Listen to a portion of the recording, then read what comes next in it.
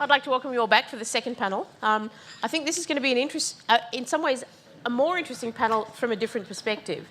In the last one, we were looking at the issue for professional content makers who've got content and how can they take advantage of YouTube. And one of the things that a lot of people talk about is the amount of content that's pirated onto YouTube. So we talked about how we can claim that, how we can choose to track the analytics, or how we can claim the revenue. We also looked at some of the issues of rights, and we didn't drill down into it, but the issues of rights between a broadcaster having those rights, territorial rights that you might have, and the obligation to pay the actors that you have. Nick Murray made the comment that right now he can't see the business model that is going to return to him enough money to justify making content strictly for YouTube. And the reason why I think this panel is interesting is here is a group of people who have seen their business case being the money and the way that they can monetize content on YouTube. And I'm sure for many of them, they didn't start off with the idea that they were going to get rich, because I think none of them are going to claim that they're rich out of YouTube. But they started off with the idea of building audiences. And we've got people here who've got audiences of over 500,000.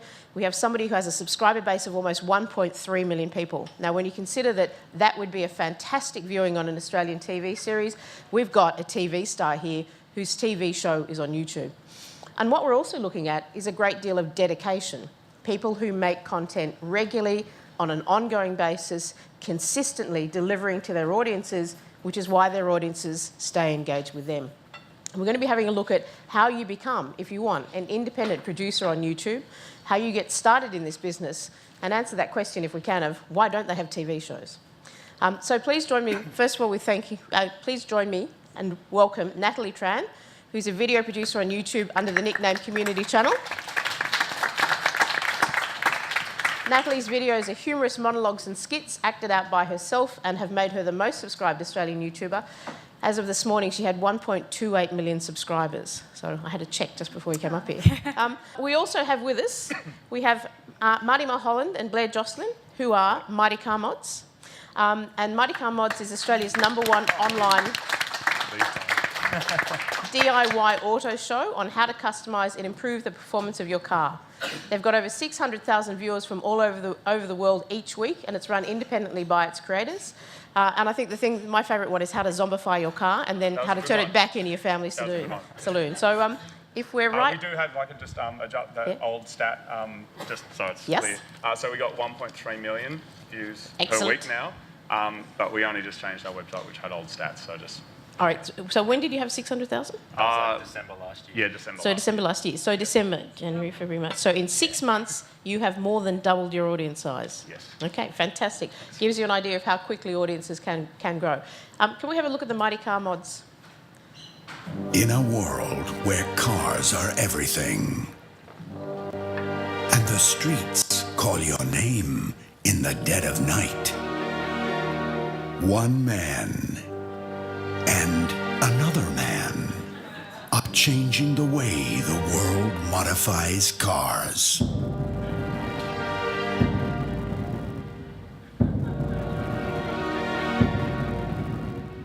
Do you have what it takes? Will you risk it all? Will you void your warranty? Are you ready to drive? MightyCarMods.com. Because a mod worth doing is a mod worth doing yourself. Tell me that's the actual voice of that actual Okay, guy. can I tell you a very quick story about that? So that voice that you heard there was Nick Tate. He's the voiceover that you would have heard on movies like Braveheart and Armageddon and Jurassic Park and all of these things. And he likes the show. And so we're like, could you possibly do this thing for us? And so he came into the studio. And he's Australian, which is funny, but he's so popular in LA. And so he came in and kind of said, "Hey guys, how you going?" And we put the mic there. Did you say, "Hey guys"? No, he's just like, "Hey Blair, Marty, how you guys going?" And he's like 75 years old or something. He's an absolute legend. You put the mic up. He goes, "Cool, you guys rolling?" "One man." And it just out it comes. It's incredible. But yeah, that's he was we got the voiceover guy to do our thing. Which is Epic. Best. Great. And that was that timely interruption was Christiaan van Vuuren from Bondi Hipsters. Woo. The Van Vuuren brothers are the directing team behind viral hits such as The Fully Sick Rapper and Bondi Hipsters, which have collectively received over 8 million, or has the number gone up now? Hits worldwide? It's about that, I think. About that, okay. And earned them a YouTube following of 40,000 plus subscribers. Doubled? Yeah, that's about That's right. about right. I think all mine are pretty up to date. Okay. And Christiaan started life as a video blogger while quarantined in a Sydney hospital with tuberculosis. That's a story. Yeah, that happened. Okay. Right, we're going to start with the very first episode of the very first series of Bondi Hipsters. If we could just have a look at this one. Living in Bondi is totes amazeballs. I just love the lifestyle in Bondi. It's like hedonism and health in this perfect harmony, like a vodka protein shake or something. Yeah, Bondi is very, very healthy. Amazing just to be out on the beach all the time and get all the vitamin D and the salt water so good for your skin. And last night was a blowout. Yeah. Such a blowout. Yeah, we went to White Revolver, then Pink Sheaf. Then we went to the Hole. Have you ever been to the Hole? No. Man, fuck, don't go to the Hole. Is it a hole? Sun, the sand, the sports. It's healthy, you get to live outdoors and you get to be outside and so many hot chicks. So much tail here. So much ass. You're looking really buff there, Dom. Yeah, well, if you started coming to yoga again, then maybe you'd catch up. Well, you just keep on hogging all the buff. What do you mean, do we have boyfriends? Like, does it look... Are you insinuating something? I actually find that quite offensive. Look, I don't. Not that I care about that, you know. I totally don't. I'm totally open to any of that shit, you know. Like we want to be big in the gay community because they've got a lot of money and things tend to go viral in the gay community. We do, like, we design some things for the Pink Dollar. Dom, give yourself a bit of a fish one. Oh, this is the most awkward Like bit. you mean it. Yeah. This is for the gays. Yes, more pain. Ouch, ouch, ouch. This is hurting, but it feels kind of great. Yeah. Okay, more face-to-face camera a bit more. Yeah, good. Yes. You're being violated. Bare your teeth. You're a cub, but you're a bear at heart, yeah? Oh, good. Oh, yeah. Oh, I just got blood. I just felt blood rush. Yes. So you're post-coital now, yeah? So you've had your session. Yeah. Bit of vulnerability. I like that. Yeah. Christiaan, you're looking embarrassed. You're a little hurt. You're upset with what you Never thought I'd actually have to share the same space as anybody watching that. Yeah, it's interesting. Okay, thanks very much for that one. And at the end, we have Derek Muller from Veritasium, a YouTube channel which has over 21 million views, and this week topped 500,000 subscribers, which is a 160% growth in a few months. So another example of huge growth here. Veritasium aims to break down popular misconceptions about science and how the world works. Derek's got a great little video that kind of introduces what he's doing. So if we get to see Derek's intro video. Sometimes the simplest questions have the most amazing answers. Like, is there a speed limit in the universe? Where does the sun get that energy from? Yeah. Where do they get the matter to make the tree? What is a candle flame really made of? Whoa! How does it do that? Go the laws of physics. I can't see the X. I guess the question is, why not? I make videos about science. The first principle is that you must not fool yourself. Click on this video to see more, and subscribe for a new science video every week. So solid, man. Great little pitch. And because have we got Natalie's video? Oh, no, not after that science stuff. That's great. Oh, no. It's all good. So, and we'll have Natalie's video, so thanks. If you think about it in the news, it's always a jogger in the morning who finds a body. Here in the reserve that the body was found. The young woman's body was discovered by a passing jogger. Yeah, I was just passing through and I saw something. I didn't know what it was, so I stopped to have a look. And the 6-week search for Wally McPine is over. His body was discovered this morning by a passing jogger. I just saw something. I mean, it's kind of funny because it's the second time that I've found something. The body, which is yet to be identified, was discovered in this park this morning by a passing jogger. The jogger? Yeah, I remember you. Yeah, it was another one. You can probably tell I've been moving furniture around my house and I've been applying what I like to call the fuck measuring tapes, I'm an idiot technique. Oh dude, fuck measuring tapes. This is like just as accurate, hey. Awesome. Just gonna go over here now. Man, this is the most organic way to, like, measure anything, hey? I'm so smart. Look at that. I like a tiger man. Or if you're a little bit more advanced like I am, there's the no really, I'm very, very stupid technique. Thank God I have 100% body control, man. Look at this. Really, really still. When I see a stranger wearing merchandise for something I really like, and then I immediately think, oh my god, she's wearing a Battlestar Galactica t-shirt. That's one of my favourite shows. We should be friends. And I don't know why I think that, because it's not like I go around being all, oh my god, that person has hair. I have hair. We should be friends. But honestly...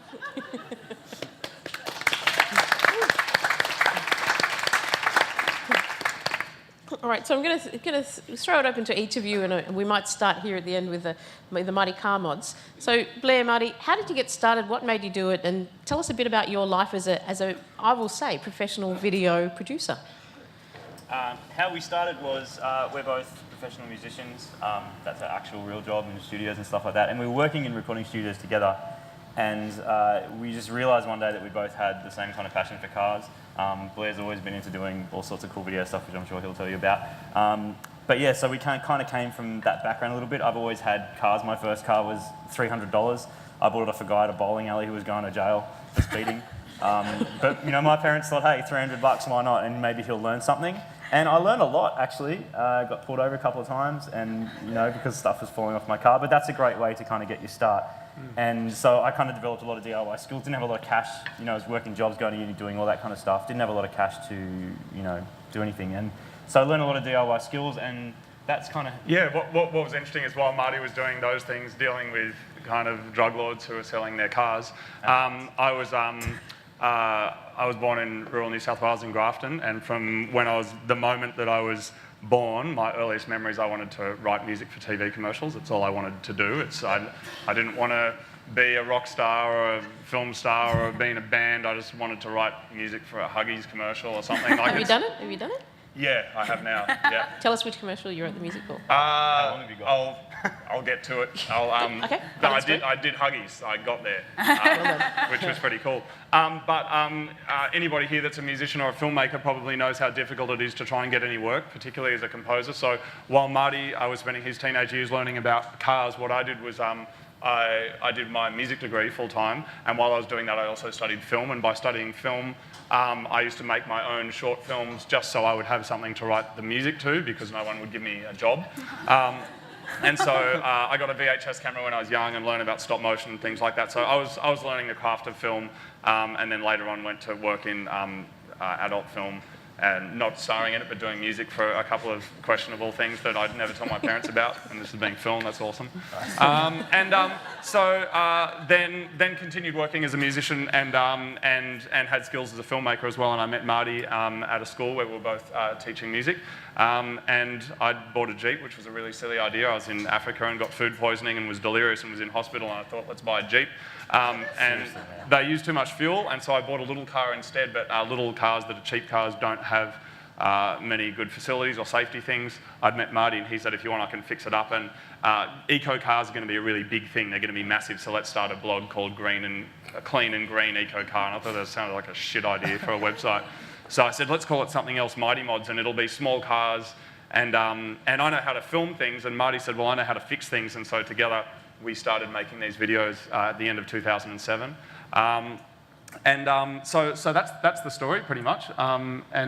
Since then, we've made, a couple of hundred videos. Probably the main difference between us and the other panelists that are here is that our videos are long format. So our videos can go for between 40 minutes and an hour.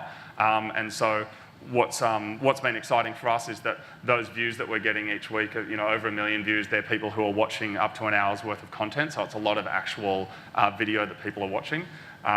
That's the story of how it started. Okay, yep. Thanks. When you were making porn music, was it like that? Yeah, it was exactly that. And you know what? It's like, I kind of, when you've done a degree and you've gone to university, I think it's like a lot of people working in advertising or whatever, they do all of this thing and then it's like, what, I'm doing an ad for a sanitary pad or something? Like, it's kind of, so I had to take the piss out of it because otherwise I would be too sad, you know? So yeah, I only did that once and it was like it doesn't matter what it was, but I only did that once and asked for my name to be not on it. So, yeah. Okay. Fair. You've probably seen it, though. Yeah. I wouldn't have seen it. He was in it. Yeah. Natalie, why don't you tell us how you got started and why you started doing this and what it's like for you as a video producer? Me? Sorry, there was laughing and I didn't hear his name, so I was just waiting. I was like, what are you talking to me? Okay. I was at university when I started, and YouTube wasn't a popular site at all. Ironically, like it was, as I was finishing my digital media degree, was only when people started talking about YouTube in class and stuff like that. And I read about it in the newspaper, and at the time it was an incredibly small community. I think the most subscribed channel had 70,000 subscribers, if that tells you how small it was. So I made them at night time when I got home from work. My parents bought me my first computer for university, and I just had a really fun time, as you see, kind of making videos, and it's cheap to hire yourself to act multiple roles. So I did that after work, and it's just been a very organic growth. It's been a really long time. It's been about 7 years. So, yeah. And you still do it after work, or is it work now? I do it with work, but the last ones have all been, so I didn't want you to see it because my eyes have all been bloodshot because they've all been at 4 o'clock in the morning. So I do them with work at the moment. Okay. Yeah. Christiaan? Yeah, so I had How did Bondi Hipsters kick off? Sorry? How did Bondi Hipsters get kicked off? Cool. So we'd previously made a series of videos around when I started YouTubing when I got stuck in hospital. And that was kind of by accident. I was travelling overseas, got tuberculosis, came back, got quarantined, spent 6 months in hospital. While I was in hospital, I just got bored and decided to try and work out how to use my my MacBook, and had a little built-in camera and came with GarageBand, so I made a video. There was a rap song about being sick, and That's brilliant. So good.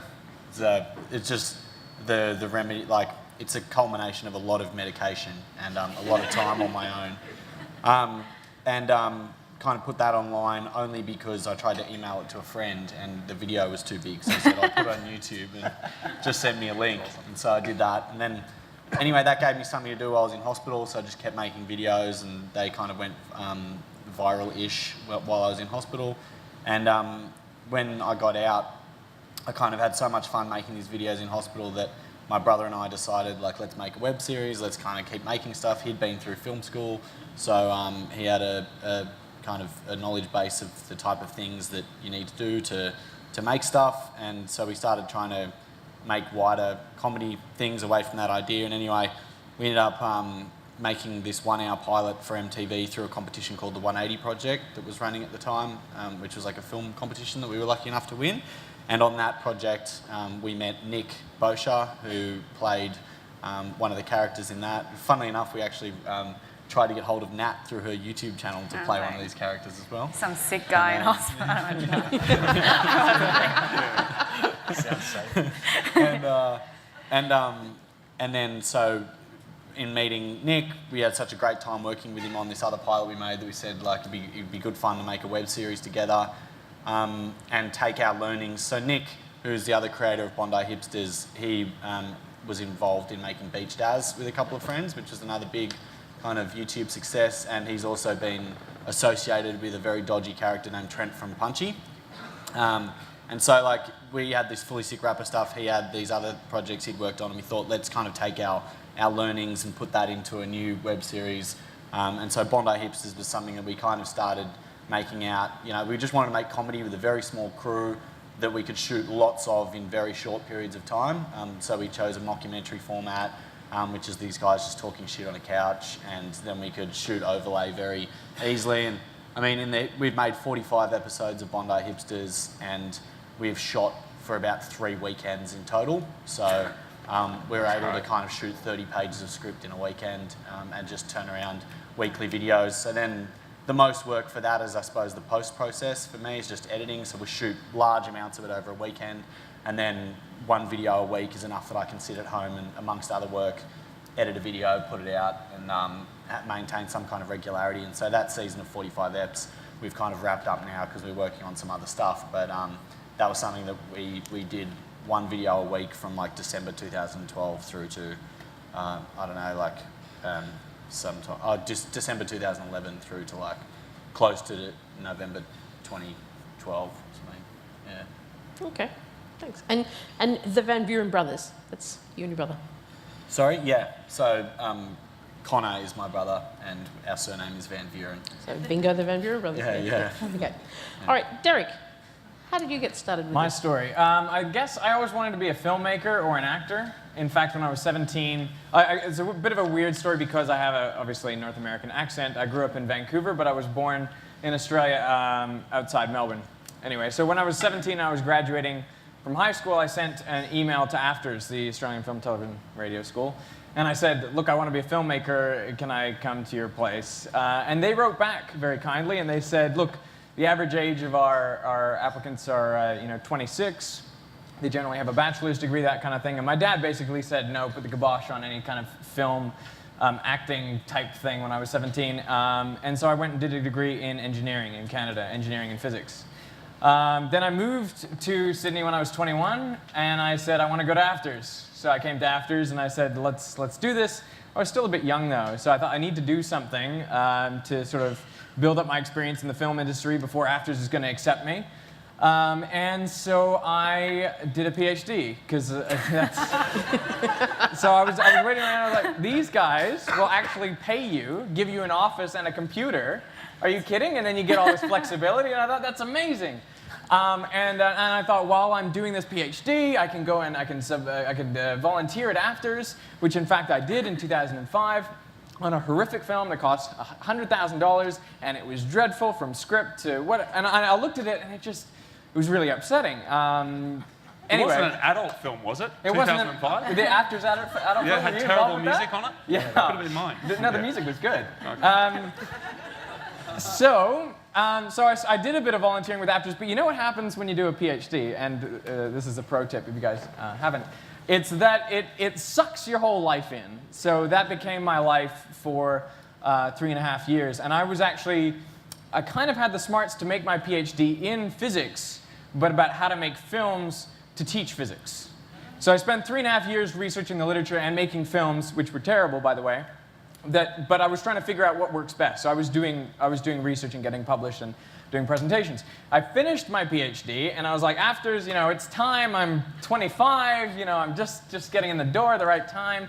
And AFTRS at this point was moving from Macquarie out to Fox Studios. So they weren't taking any applicants that year. So I took a job and I started making money, which was handy. And the following year, they were ready to take applicants. They totally revamped the project, totally different. It seems way easier to get in and crappier, frankly.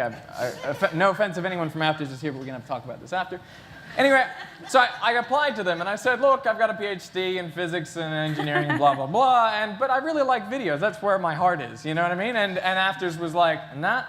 Got declined. I auditioned for NIDA. I'm going to say I got a call back, but no, it didn't go past that. So I worked another year. I think I applied to AFTRS again, knocked back.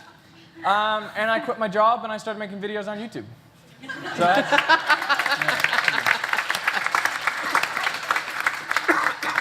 I wish I did a PhD whenever I didn't get into something.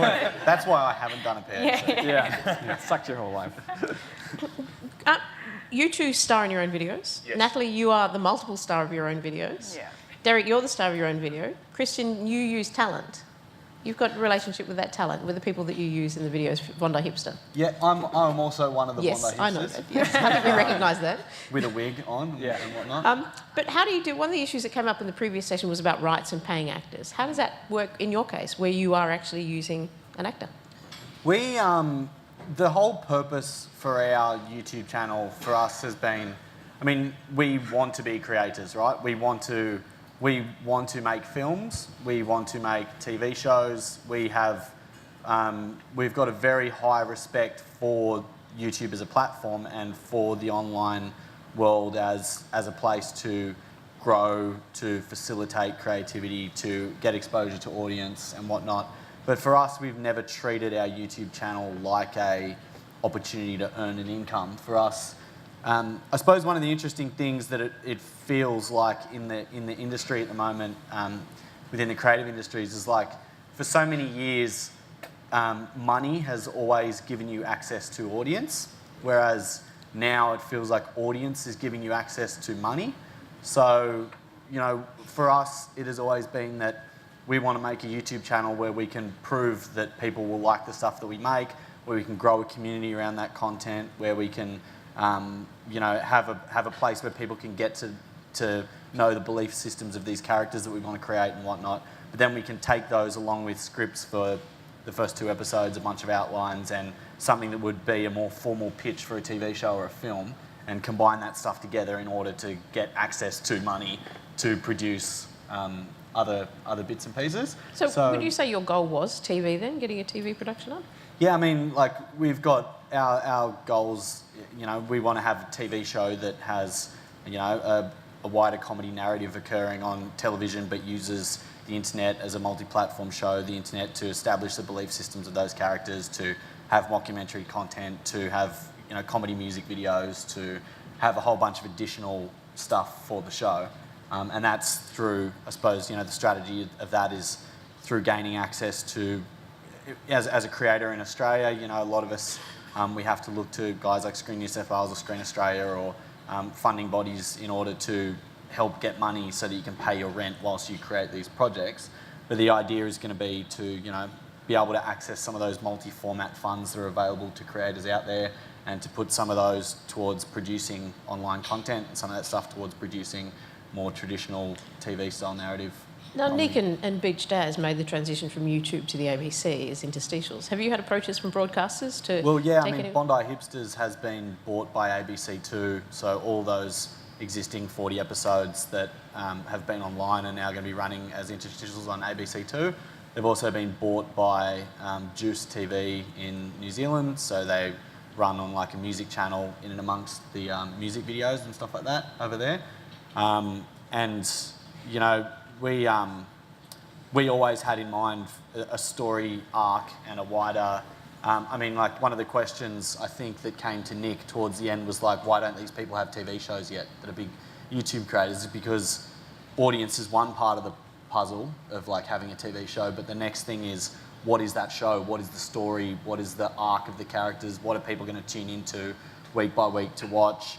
And that's all stuff that, you know, you have to work on and pull together. So that the fact that people have, you know, with Beach Daz, they were like, okay, great, here's this wonderful little video about a whale stuck on a beach. And when the ABC approached the guys, they're like, so what does a series of this look like? And so they had to come up with a story for these different characters, new characters, you know, a bunch of little short format stories that would work on their platform to keep people attached to that series. And we're finding that we're going through all those same things now with Bondi Hipsters. And for us, Bondi Hipsters was always, let's start it online, but then let's take a more long form narrative, you know, let's follow these guys starting their fashion label and failing, and let's explore that through something that's a longer format. And Derek, your YouTube experience and your YouTube audience and the videos you've made got you your television breaks. So Yeah. talk a little bit about how that happened with Channel 10 and with Catalyst. Yeah, so after doing the YouTube channel for a few months, I found the executive producer of Catalyst, and I emailed him a set of links. These are my best work so far. And he liked them, so he brought me in and said, we're going to start getting you to do voiceover work for us, and then going out and doing segments. Catalyst actually looked at segments that I'd done on YouTube, and they said, we really like this segment the way you've done it. You know, it doesn't have a beginning, middle, or an end. You know, it's sort of an amorphous blob right now, but, you know, we're going to send you out with a crew, and we're going to reshoot it, we're going to edit it, and put it into the Catalyst program. So that's how I shot several of my first things for Catalyst. And then Catalyst hired us to do a road trip across the whole country, which ran for 6 episodes at the beginning of this year. And Channel 10 also got on board bringing me in as a why guy, where basically I was just a cheap science explainer. So they brought me in on the breakfast show to ask me questions, whatever they felt like, and I just had to deal with them on live TV. So. And is TV where you want to go? I'm offending a lot of people. Yeah. You wanted to go to AFTRS. Is TV the end goal for you, or is it part of the process? Do you still love online? You know, I love what Christiaan said, which was, we're not here to make money.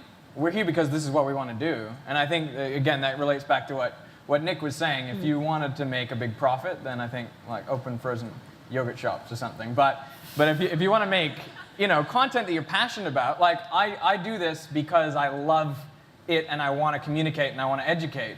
And I don't make enough, well, I make barely enough to get by. But you know, I feel like it's opened so many opportunities for me that I wouldn't take it back. And maybe I can't put a dollar value on everything, but the opportunities that have been opened up to me are worth a lot. And down the track, I'd like to go into perhaps documentary, doing longer form things for festivals or for a wider release in some format. That's the thing as well. It's like you can't really look at, like when you create for YouTube, you can't just look at that check that's coming in from YouTube for ad money. You can't look at that as that being the money that channel is opening up for you. I mean, for us, it's as directors, it's our YouTube stuff is what's gained us all these advertising jobs where we get hired to direct ads or hired to direct brand-funded content.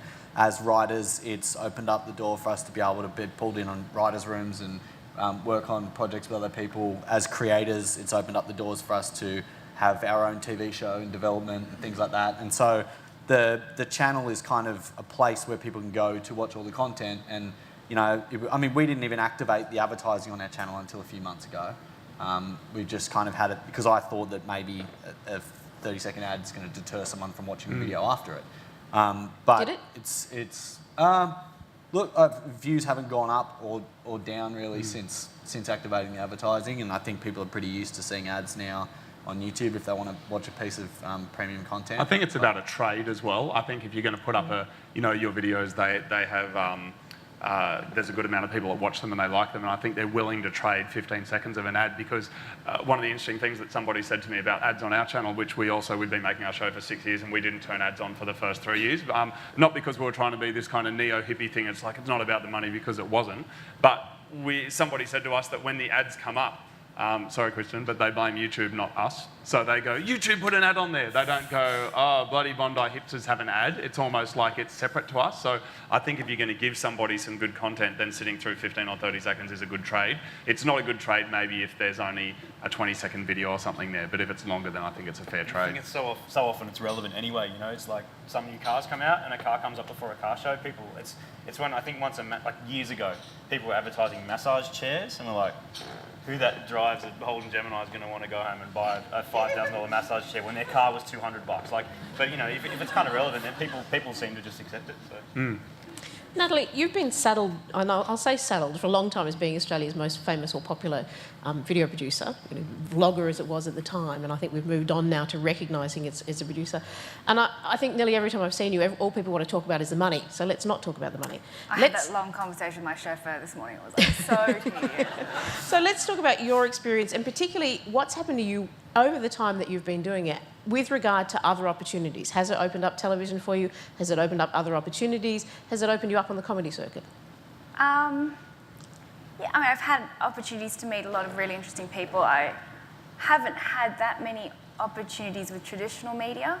I did a really short stint with The Project on Channel 10, but what I'm interested in is writing, and if he's like, it's all about the writing, I just happen to be the person who kind of pulls that across, so me saying what an event is in Sydney isn't really what I do.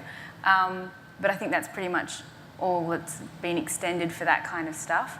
But I've been able to meet people, but it's really, it's more that I guess the biggest opportunity has been being able to make content.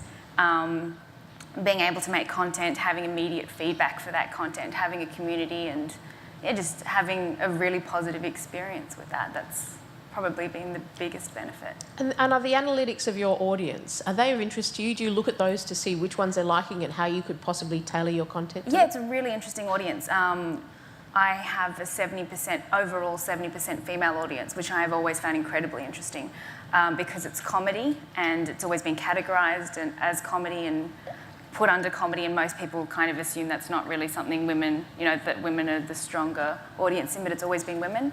It's always been, the largest audience has always been 17 to 25, and then the next audience is the 25 and upwards in women. And it's been really interesting over 7 years watching kids from high school be the main demographic, and then now they're kind of kids in suits, younger people in suits in cities coming up to me. And so you've kept your audience with you the whole time? Yes, it's been a really interesting experience with that when you have people come up and they say, I've been watching you for 7 years, and you think, God, the internet sites I was using 7 years ago, all those awesome BraveNet websites that we were all making, they don't exist anymore. Yeah. But to have somebody continually watching a series online has been really, really amazing to experience. And when did you think about monetising your channel? What were the decisions that you went through? What was your thought process? Yeah, that didn't happen for a few years after I started making content, and I was saying to somebody outside before, I think I've only lived off it full time for maybe a year and a little bit, and I think even in that time I was working with Lonely Planet, so it wasn't really even then.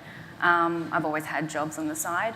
It's wonderful, but it's, as anyone here will tell you, making content is incredibly time-consuming and very taxing. So if you want to be able to make the millions of views you need a month to sustain a salary, you need to put that time in, but otherwise it's, I don't know, sorry. And Marty and Blair, you made the comment that you make more long-form content than short-form. Yes. And as we heard before, YouTube is often seen, particularly by content producers, as a shorter-form thing. Yep. There are other outlets for long-form content. I mean, I'm thinking of things like SMH.tv, where I'll tell the story. I heard that there's a large content producer in Australia who put a piece of content on YouTube and on SMH.tv, and of that, 85% or more of their views came from YouTube, and less than 15% came from the SMH.tv. But of the revenue, 85% of their revenue came from SMH.tv and 15% from YouTube. So it was an interesting experiment for them. And I think the question goes, do you want audience and views, or do you want the revenue? And for people, it changes. There are other places you could put your content. Do you look at putting it there, or are you sticking with YouTube? It's the first thing that I want to say about YouTube is that we never kind of set out to be kind of the anti-YouTube stars, but we did have a look at the websites and the blogs and the things that suggested this is what you need to do to become popular on YouTube. And we realised that we weren't doing any of those things, and we've continued not to do any of those things. So we don't reference YouTube as an environment, and what I mean by that is that we decided that we wanted to make our show come across as a really quality show, and we wanted it to be on par with what you would see on television, as much as we can with Marty and I we are the crew, and we're the actors or presenters, so there's just two of us. We do the music, we do the filming, we do the editing.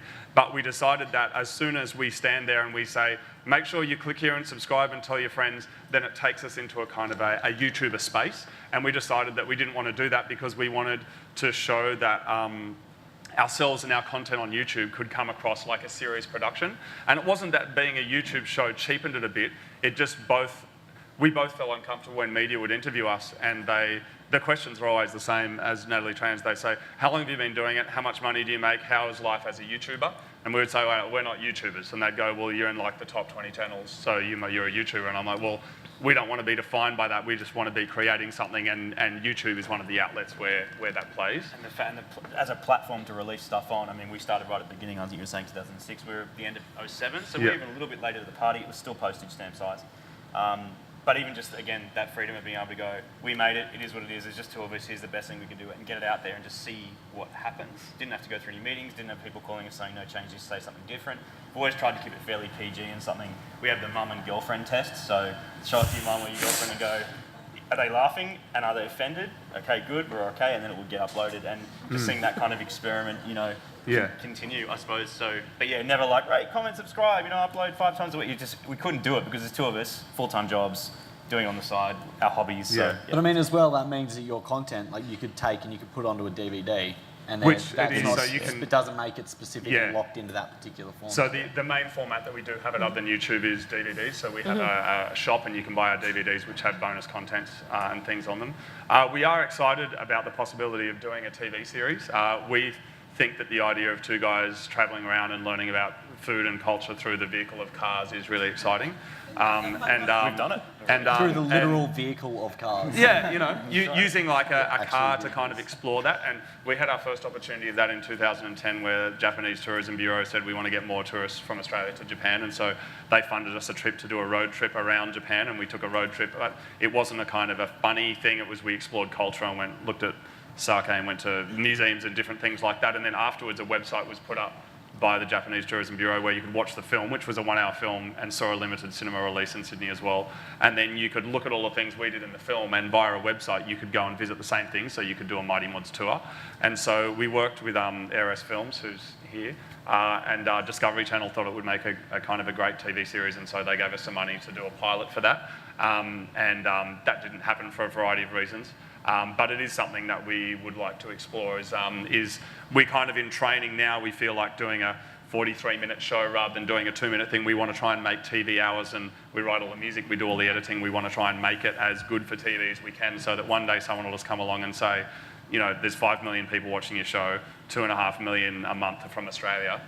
you guys have been doing it for a long time, you've got an audience, and it would be really easy for us to port that into, it's obviously not that easy, but it would be something that we'd like to explore. It's funny that though as well, like it's funny like if you talk about say YouTube being quite a content democracy in that things that get popular are the things that people want to watch, and that, as opposed to the things that people are being served. And if you look at like the guys up here who are doing really well on YouTube, it's like, you know, Natalie said a lot of her audience are women, which is interesting for female comedy. Like, you don't see a lot of female comedy, but I mean, Australian television is starved of female written and driven comedy. There's not been like a comedy style car show that there was Top Gear Australia, which people thought was a comedy but wasn't meant to be. Yeah. And then, you know, science-based kind of like, and it's all stuff that these channels that are blowing up on YouTube that are like things that people don't actually have on their televisions, and I always find that interesting. Mm. I mean, we're like 96% male viewer audience. I can't figure out why. Yeah, when you look at our pie chart and you look at the female bit of that pie, if you went to your mum's house on the weekend and she cut you a piece that big, you would say, what is going on? You know, so 4%. And it's a good thing you do the mum and the girlfriend test just to make sure that 4% are happy. Yeah. I think, what, 6 years we've had one girl faint when she met us? Yeah. That was like the only girl was ever like, oh, you guys are from Monte Carlo? I was just bang. Yeah. And it was your mum. No,